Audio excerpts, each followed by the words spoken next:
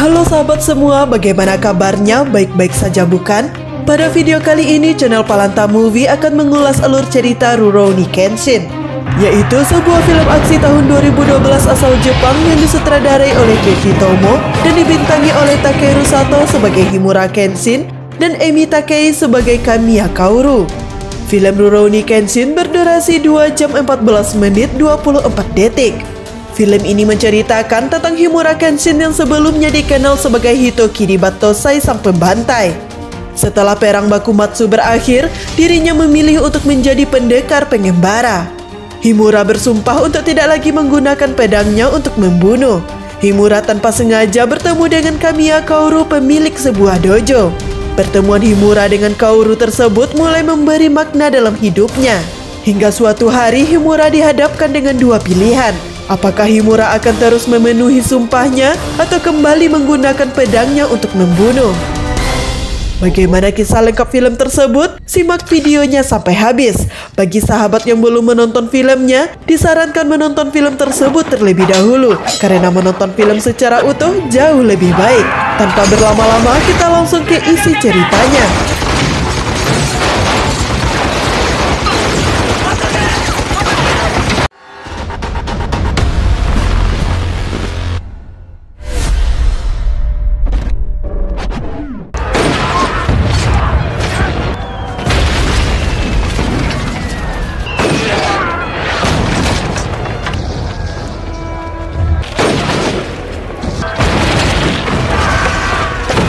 Di awal film diperlihatkan perperangan yang terjadi antara pendukung Keshogunan melawan pendukung pemerintah Kekaisaran Jepang. Tak terhitung banyaknya korban yang berjatuhan di antara kedua belah pihak.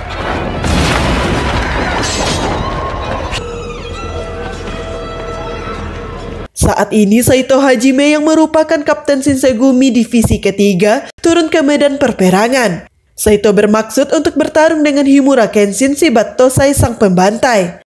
Sementara itu, Himura sedang bertarung melawan sekelompok besar pasukan pendukung Keshogunan.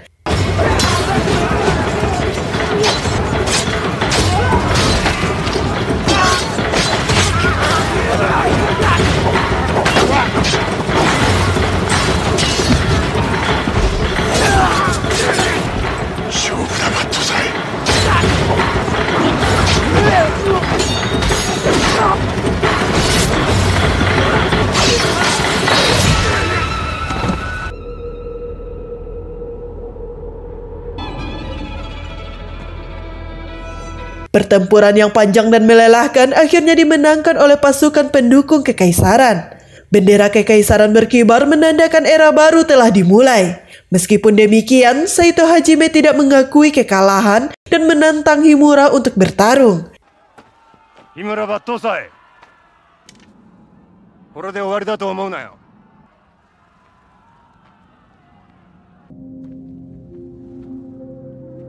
Saito terkejut ketika Himura menancapkan pedangnya ke tanah dan meninggalkannya begitu saja. Di antara tumpukan mayat yang mulai tertimbun salju, muncul seseorang yang berhasil selamat dari perperangan tersebut. Dia menemukan sebuah pedang yang tertancap dan menduga bahwa pedang itu milik Himura si Battosai.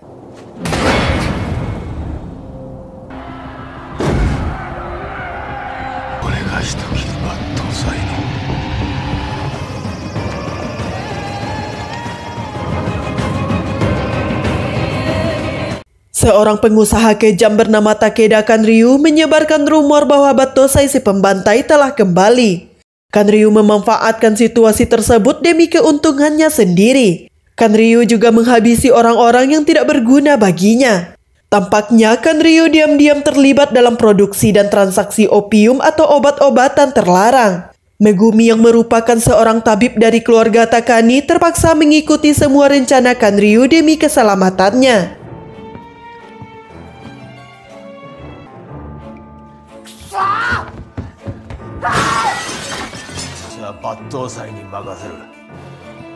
Saito Hajime yang mengganti namanya menjadi Fujitagoro sekarang menjadi petugas kepolisian dan bekerja untuk pemerintahan Meiji. Fujita menemukan mayat dan surat yang biasa ditinggalkan oleh pembunuh bayaran.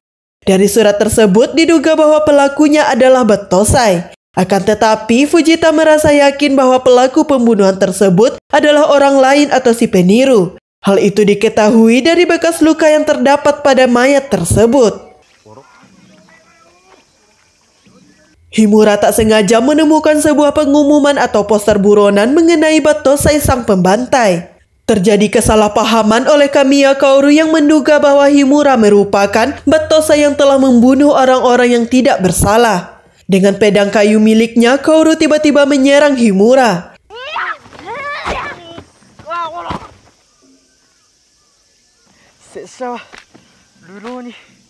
Himura mencoba menjelaskan bahwa dirinya hanyalah seorang pendekar pengembara. Dia juga menjelaskan bahwa pedang miliknya merupakan pedang mata terbalik yang berbeda dengan pedang pada umumnya. Pedang miliknya tersebut tidak lagi ia gunakan untuk membunuh orang.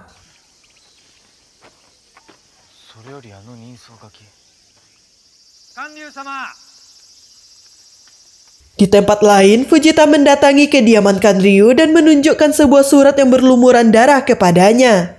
Fujita menduga bahwa Kanryu adalah dalang di balik pembunuhan yang terjadi. Kanryu mengelak dan berkata bahwa dia tak mengetahui apapun. Dari nada bicaranya terlihat seolah-olah Kanryu mengolok-olok dan meremehkan Fujita. Fujita memberi peringatan kepada Kanryu bahwa dirinya tidak membutuhkan bukti untuk mengungkap kasus tersebut. Kanryu mendapat kabar bahwa Megumi telah melarikan diri. Dia kemudian mengutus Jine untuk menangkap Megumi hidup-hidup. Jine merupakan anak buah Kanryu yang berhasil selamat dalam pertempuran Toba Fushimi sebelumnya. Di sini diketahui bahwa Jine merupakan orang yang telah memakai identitas Battosai sang pembantai.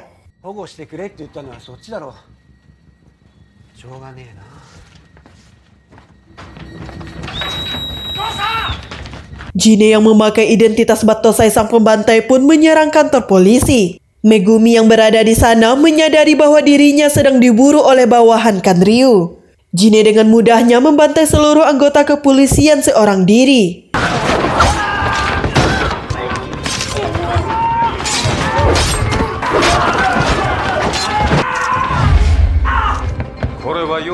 Jine memiliki jutsu khusus yang mampu menghipnotis dan mengendalikan rasa takut yang dimiliki musuh-musuhnya. Tatapan matanya memancarkan aura yang memberikan rasa takut hingga membuat musuhnya tak mampu bergerak. Meskipun demikian, Megumi berhasil melarikan diri dari kejaran Jine.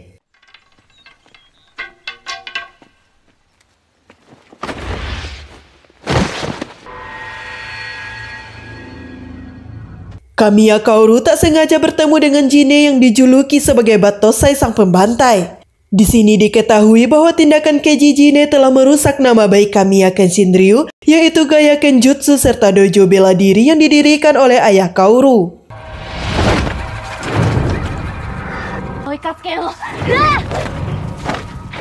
Kaoru mencoba menyerang Jine namun berakhir sia-sia.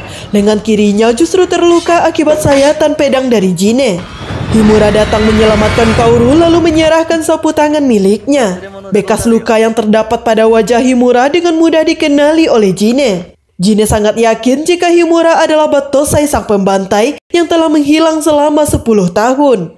Jine kemudian mencoba menggunakan jutsu miliknya untuk menghipnotis Himura namun tak berfungsi. Tak lama setelah itu, pihak kepolisian datang untuk menangkap Jine. Himura bersama Kaoru kemudian melarikan diri dan memilih untuk tidak terlibat dalam pertarungan. Kaoru membawa Himura ke dojo milik ayahnya. Di sana tak lagi terlihat murid-murid yang berlatih semenjak kekacauan yang dilakukan oleh Battosai 6 bulan lalu.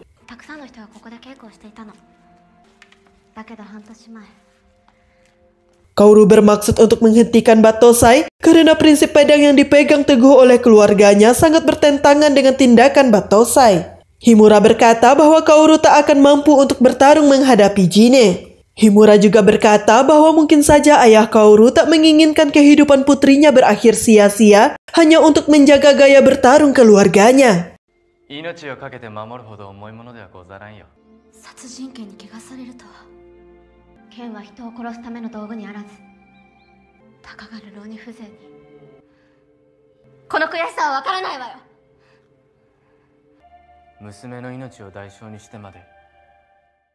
Keesokan harinya, sekelompok pengacau datang ke dojo milik Kaoru. Mereka berkeinginan untuk membeli paksa dan mengambil alih dojo tersebut. Kaoru menolak dan mereka pun mulai membuat kerusakan di sana. Himura kemudian datang membantu Kaoru dan bertarung melawan mereka.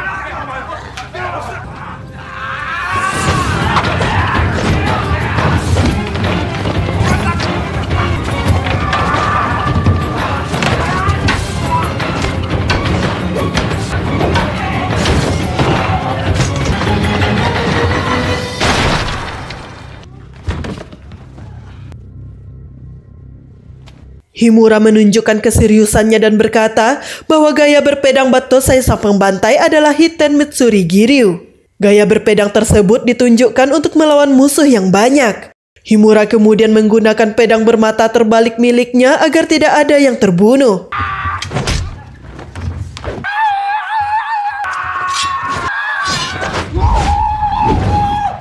Pertarungan melawan 10 orang pengacau dengan mudahnya dimenangkan oleh Himura seorang diri. Tak lama kemudian, pihak kepolisian datang dan Himura juga ikut ditangkap akibat kejadian tersebut.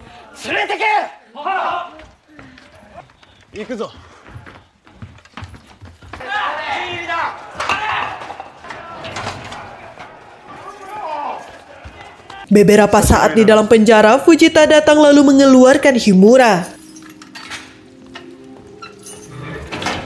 Himura kemudian bertemu dengan Tuan Yamagata. Mereka berkata bahwa opium atau obat-obatan terlarang telah beredar dan akan menimbulkan kekacauan. Tuan Yamagata bermaksud meminta bantuan Himura untuk mengatasi permasalahan tersebut. Himura berkata bahwa dirinya tak lagi menggunakan pedangnya untuk membunuh dan membantai. Fujita kemudian menantang Himura untuk bertarung.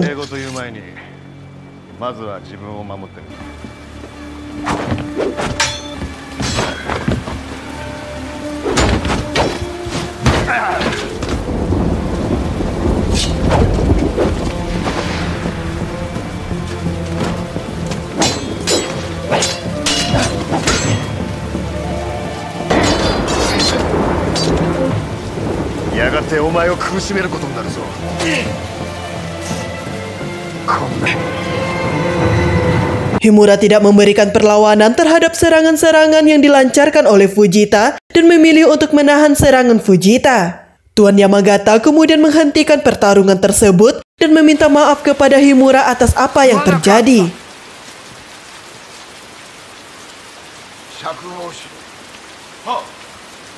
Myojin Yahiko yang merupakan satu-satunya murid di dojo Kaoru bertemu dengan Megumi. Yahiko kemudian menolong Megumi dan membawanya ke dojo. Sementara itu, Kaoru datang ke kantor polisi dan bermaksud untuk membawa Himura agar tinggal di dojo miliknya.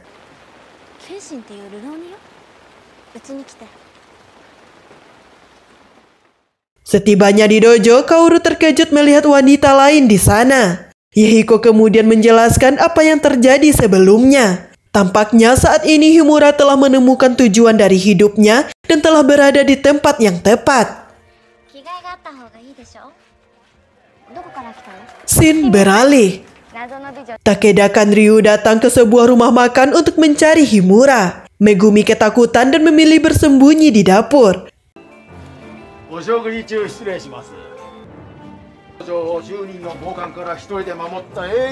Kanryu mengetahui bahwa Himura telah mengalahkan 10 orang preman yang membuat kekacauan di sebuah dojo. Dia bermaksud untuk mempekerjakan Himura dan akan membayar mahal untuknya.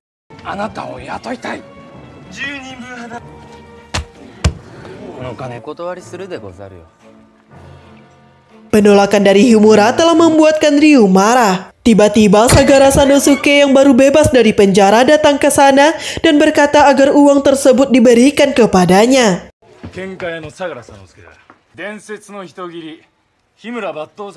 Sanosuke menantang Himura Battosai untuk memastikan jika dirinya layak menerima uang tersebut. Himura pun menerima tantangan Sanosuke. Sanosuke menggunakan pedang Zambato miliknya. Pedang miliknya tersebut sangat berbeda dengan pedang pada umumnya, baik dari segi ukuran maupun beratnya.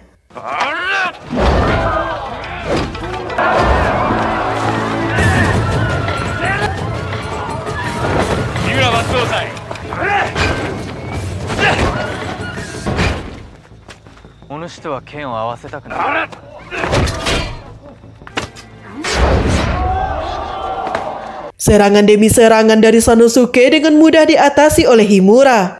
Pertarungan tersebut pada akhirnya dimenangkan oleh Himura tanpa harus menghunuskan pedang miliknya.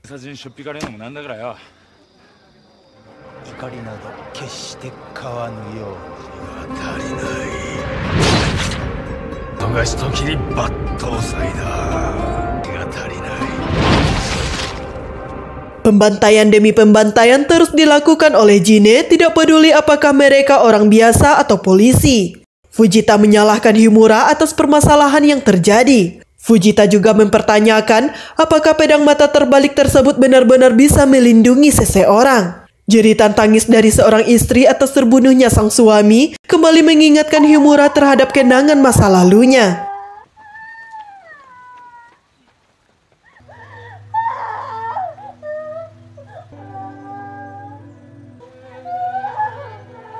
Di mana kenangan tersebut menceritakan kehidupan Himura di masa lalu saat masih menjadi seorang pembunuh. Dalam misinya, dia bertemu dengan seseorang yang memiliki tekad kuat untuk bertahan hidup dan menolak untuk mati. Dalam pertarungan itu pula, Himura mendapatkan salah satu luka yang meninggalkan bekas di wajahnya.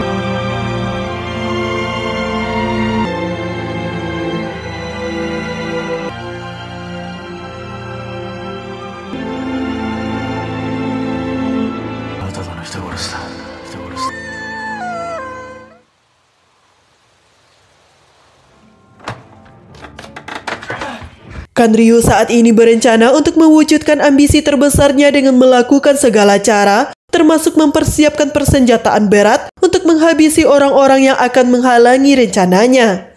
Dia berencana untuk memperluas perdagangan opium miliknya ke seluruh dunia. Dia juga berkeinginan untuk membangun kerajaannya sendiri.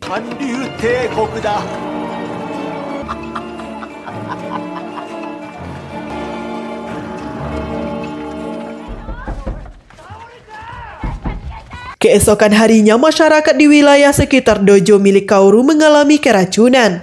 Umumnya, keracunan tersebut dialami oleh anak-anak, wanita, dan orang yang sudah berusia lanjut. Megumi kemudian memeriksa dan meminum air sumur kemudian memuntahkannya. Tampaknya air sumur milik warga telah diracuni dan dia menduga bahwa permasalahan yang terjadi saat ini merupakan rencana dari Kanryu.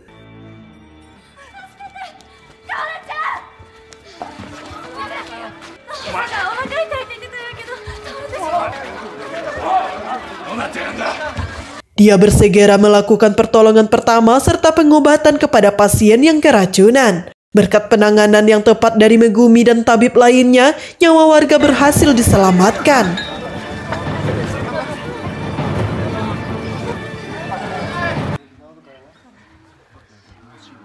Setelah kejadian itu, beberapa fakta mengenai Takani Megumi terungkap. Megumi berasal dari keluarga Takani yang merupakan keluarga dokter yang sangat terhormat. Namun semenjak terjadinya perang Aizu, seluruh keluarga tersebut tewas terbunuh dan ada gadis kecil yang selamat. Megumi bercerita kepada Himura bahwa selama ini dirinya telah bekerja untuk Kanryu, memproduksi opium dan menjadi wanita simpanannya. Semua itu ia lakukan hanya untuk bertahan hidup.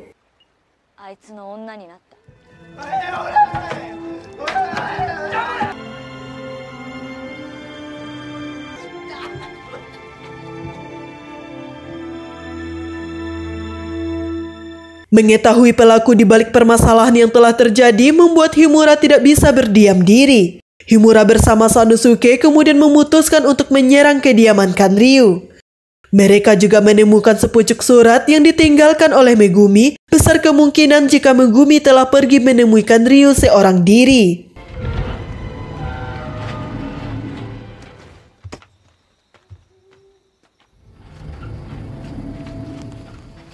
Megumi datang menemui Kanryu dan berkata jika dirinya tidak akan pernah lagi membuat opium. Megumi kemudian mengeluarkan sebilah pisau lalu mengayunkannya dan hampir mengenai Kanryu. Tampaknya Megumi telah siap untuk mati bersama dengan Kanryu.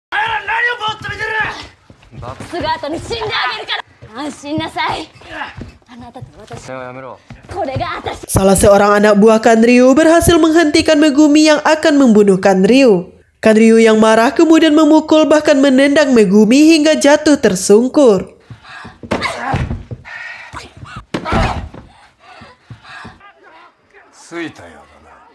Sementara itu, Himura dan Sanosuke yang tiba di sana kemudian bertarung menghadapi anak buah Kanryu. Pertarungan pun berlangsung sengit.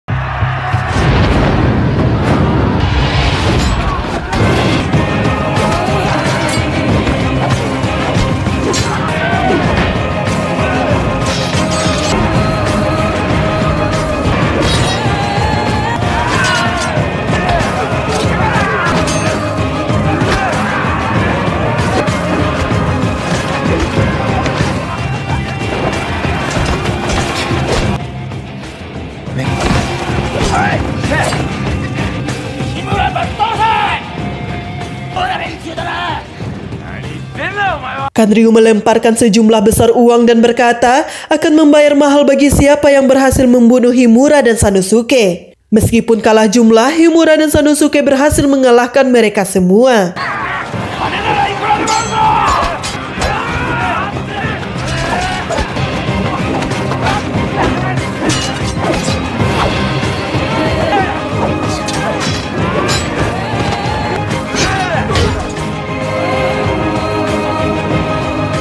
Himura dan Sanosuke masuk ke kediaman Kanryu untuk menyelamatkan Megumi dan menghentikan Kanryu. Sanosuke kemudian bertarung dengan lawan yang cukup tangguh bernama Inui Banjin. Sanosuke sedikit kesulitan saat menghadapinya.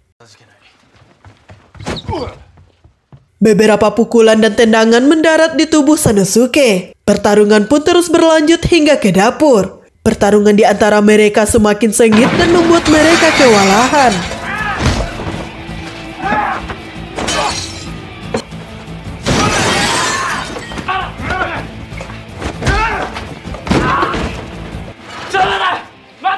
Sanosuke berkata untuk menjeda pertarungan dan beristirahat. Mereka berbagi makanan dan minuman yang ada di dapur.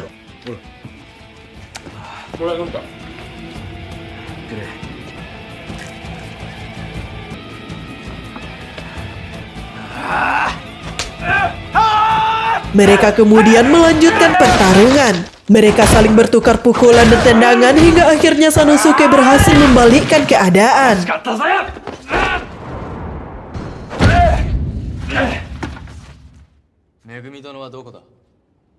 Sedangkan Himura saat ini sedang berhadapan dengan pria bertopeng bernama Gain. Gain menggunakan senjata api untuk menghabisi Himura. Hal ini membuat Himura kesulitan untuk melakukan serangan balasan.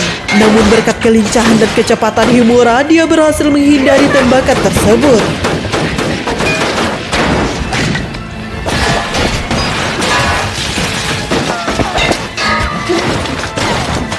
Himura juga berhasil mendekati lawannya dan melakukan serangan balasan. Akan tetapi, Gain juga memiliki keahlian dalam menggunakan pedang.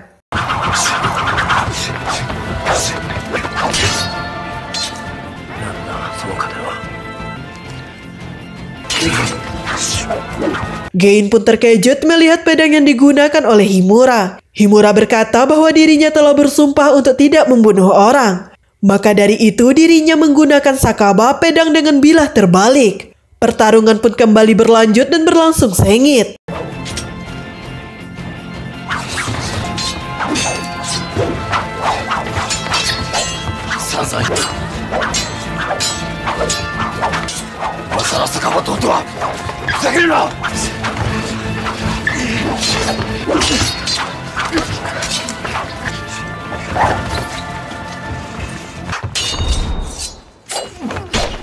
Himura menunjukkan keseriusannya dalam mengalahkan musuh tanpa harus membunuhnya. Alhasil serangan Himura berhasil membuat Gein jatuh tersungkur hingga tak lagi sanggup untuk bertarung.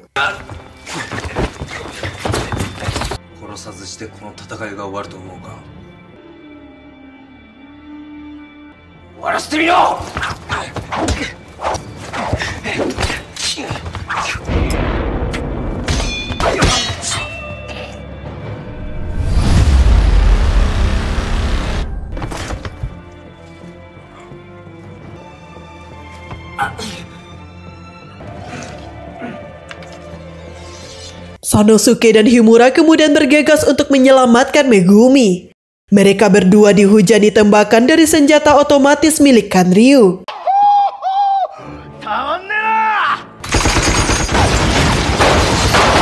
Fujita pun datang untuk membantu mereka dan berkata bahwa senjata yang digunakan oleh Kanryu hanya berfungsi satu arah. Sanosuke dan Himura kemudian berkata kepada Kanryu bahwa mereka telah menyerah. Ternyata hal itu merupakan taktik mereka untuk mengalihkan perhatian Kanryu. Fujita memanfaatkan kesempatan dan berhasil menjauhkan Kanryu dari senjatanya.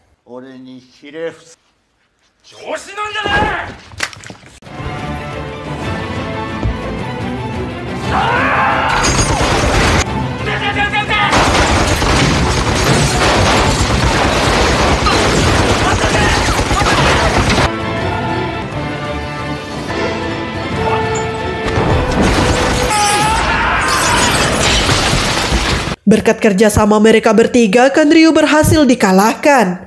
Himura dan Sanosuke juga berhasil menyelamatkan Megumi. Megumi kemudian berkata bahwa Kaoru berada dalam bahaya. Benar saja, ternyata Jine telah menangkap Kaoru dan membawanya ke suatu tempat. Jine bermaksud menjadikan Kaoru sebagai sandera untuk memicu kemarahan Himura dan membuatnya kembali menjadi seorang pembunuh. Himura kemudian tiba dan berkata bahwa dirinya tak akan menahan diri karena Jine telah melibatkan Kaoru. Pertarungan pun terjadi antara Himura menghadapi Jine dan berlangsung sengit.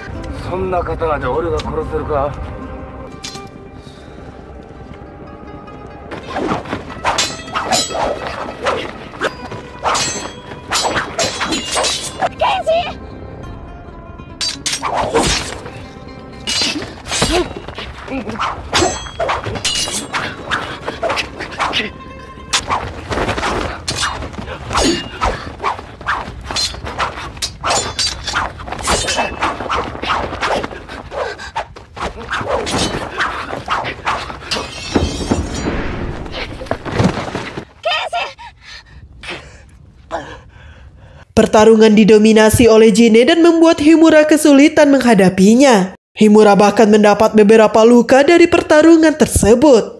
Jine merasa tidak puas dengan pertarungannya melawan Himura. Jine menginginkan agar Himura bertarung melawannya sebagai Battosai sang pembantai. Jine kemudian mengeluarkan jutsu yang membuat Kaoru kesulitan untuk bernafas.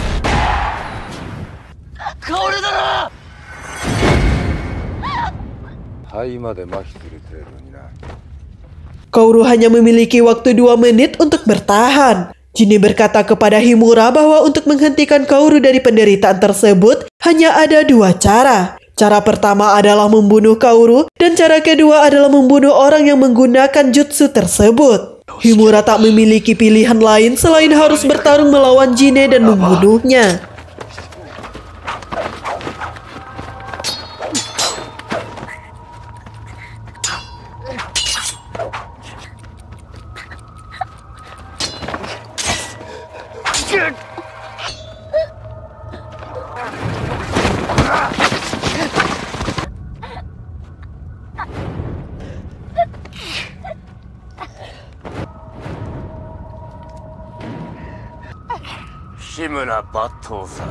Himura mulai menunjukkan keseriusannya dalam pertarungan tersebut. Hantaman pedang Sakaba milik Himura sempat membuat Jine terjatuh.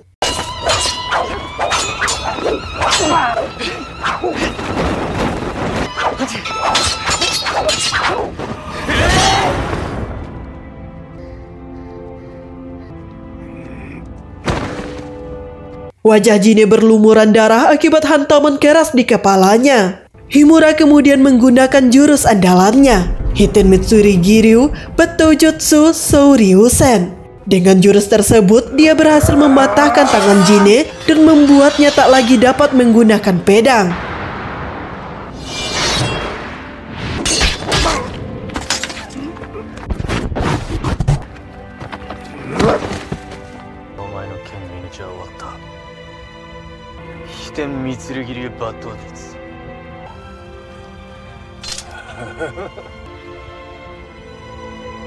Di saat Himura akan menghabisi Jine, Kaoru tiba-tiba terlepas dari jeratan jutsu milik Jine. Kaoru berkata kepada Himura untuk tidak membunuh Jine. Dia tidak ingin jika Himura kembali menjadi seorang pembunuh. Jine berkata bahwa dia ingin mengakhiri pertarungan tersebut. Himura mengira jika Jine akan kembali bertarung dengannya. Namun ternyata Jine menusukkan pedang miliknya ke tubuhnya sendiri.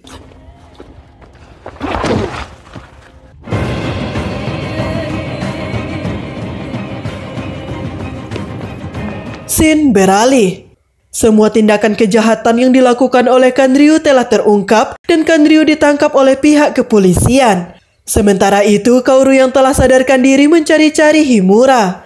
Kaoru khawatir jika Himura telah pergi selamanya dan tak akan kembali. Namun ternyata Himura telah memutuskan untuk tetap berada di sana dan hal itu membuat Kaoru terlihat bahagia. Film pun tamat.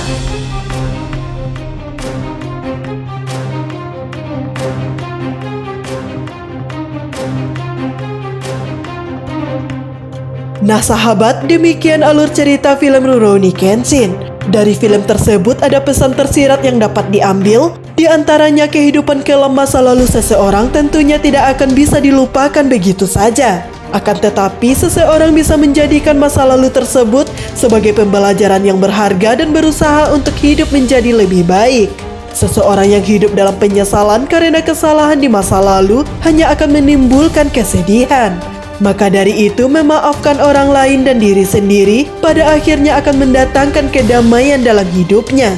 Terima kasih, sampai jumpa di ulasan video berikutnya.